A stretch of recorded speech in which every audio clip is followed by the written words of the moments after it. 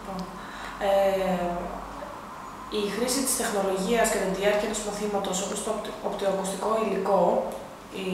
και για παράδειγμα το ίντερνετ που χρησιμοποιούσαμε, είτε για κάποια βιντεάκια που βλέπαμε, για φωτογραφίες που βλέπαμε και που μας ενδιέφεραν. Μπορούσαμε να δούμε, να ακούσουμε τραγούδια και ήταν πάρα πολύ καλό στο να συνδυάσουμε το ακουστικό μέρος και να συνηθίσουμε την προφορά της γλώσσας που μαθαίνουμε κατά τη διάρκεια ενός μαθήματος. Από την άλλη,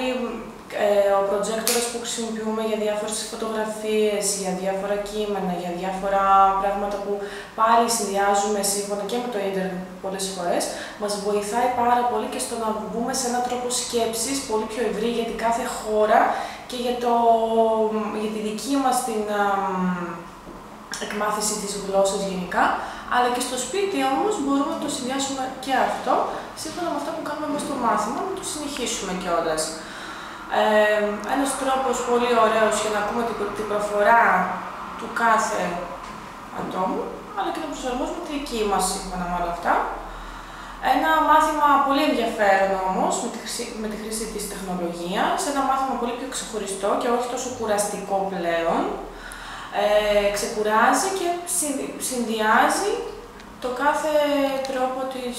εκμάθησης, αλλά και μας βάζει σε έναν τρόπο να μιλάμε κιόλας μαζί με τους συμμαθητές και να ανταλλάσσουμε απόψεις και ιδέες.